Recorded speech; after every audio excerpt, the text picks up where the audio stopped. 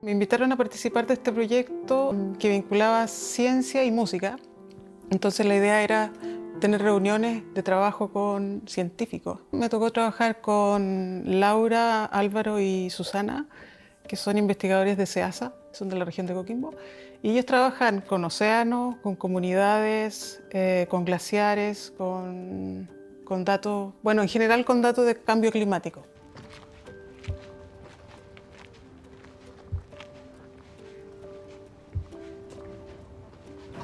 Hola Laura. Hola Jorge, ¿qué tal? ¿Cómo estás? ¿Qué tal el mar? Bien, está tranquilo ahora. Soy investigadora que trabaja en temas como de adaptación al cambio climático e impactos al cambio climático en ecosistemas costeros. Hoy estamos aquí localizados en la bahía de Tongoy, que es el sitio principal de la costa de Chile donde hay acuicultura del ostión. La balsa de Tongoy, que es una estructura de observación tanto atmosférica como oceanográfica, donde nosotros muestreamos y monitoreamos las condiciones en tiempo real, tanto atmosféricas como del océano. Los datos que, por ejemplo, el equipo que está en el agua mide, nosotros los validamos para asegurarnos que lo que está midiendo es realmente lo adecuado. A Graciela, desde nuestra área, le pasamos parte de los datos que entrega esta balsa, porque bueno, nosotros trabajamos mucho con la frecuencia, con la intensidad, con la duración de los eventos de bajada de oxígeno, bajada de temperatura, de enfriamiento del agua, etc. Entonces todos estos datos, como también son como conceptos que utiliza la música, Graciela pudo usar esa frecuencia, esa duración, esa intensidad para generar la obra musical.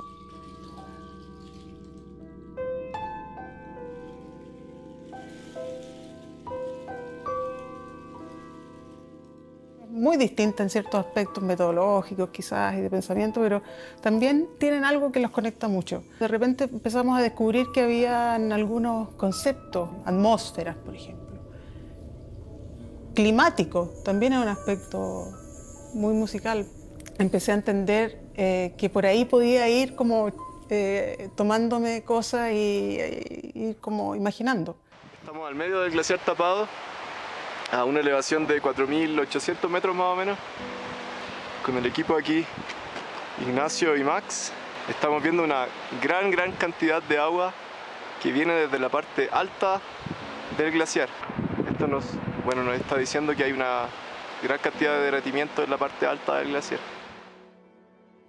Como a mí, a gran parte de la gente le gusta la música, me pareció interesante ver qué podía ser generado a partir del trabajo que hacemos en la ciencia. Pienso que el arte y la ciencia en general tienen mucho en común, aunque van un poco por caminos paralelos. A partir de lo que ya sabemos, de los sonidos, del conocimiento que ya tenemos, generar algo nuevo. Y a partir de eso fuimos como tratando primero de encontrar algunas palabras en común que fueran comunes a los dos lenguajes, de la duración, de la intensidad, de la frecuencia, que son palabras que se usan mucho en ciencia, en el área mía al menos, en la precipitación, por ejemplo, de las variables meteorológicas, son como que tienen esas propiedades que también pueden ser traducidas o se entienden de otra manera en la música. Tengo un trabajo con paisajes sonoros hace hartos años ya, he ido interesando de a poco con el agua. Empecé claro, a pensar en la sequía, a pensar en el cambio climático como orientado ahí, pero de repente surgieron las ballenas y surgió el océano también, que es algo que no tenía considerado.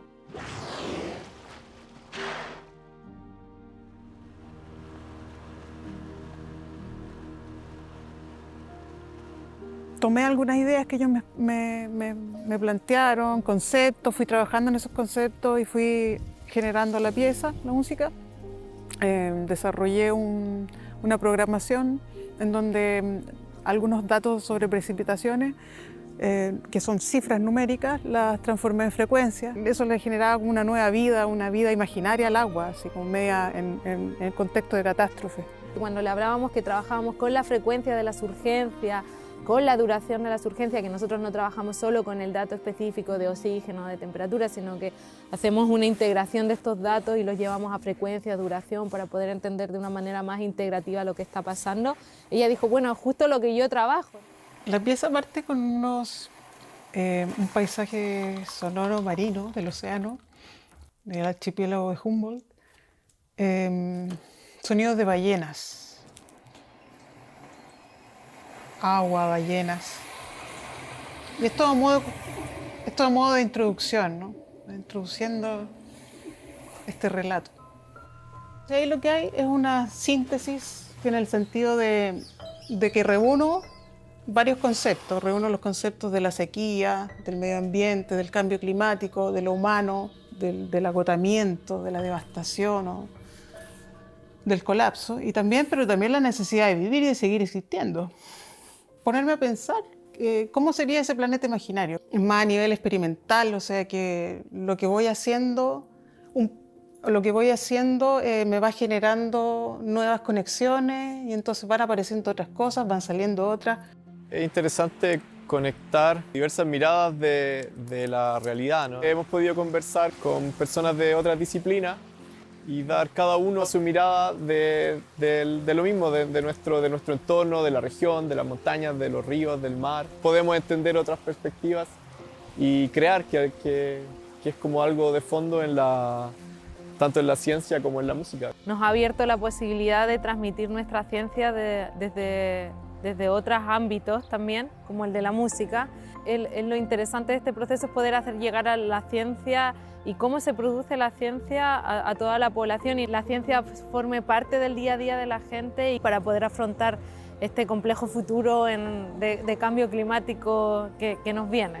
Me ha parecido un trabajo súper interesante, súper conmovedor encontrarme porque claro, yo trabajo el paisaje sonoro, pero ellos lo trabajan de otra manera y el afecto que tienen con esas cosas es súper lindo. Yo creo que es fundamental nos conectemos con lo que pasa en el mundo, nos conectemos con lo que pasa en nuestro tiempo, en nuestro lugar donde vivimos, en nuestro espacio, ¿sí?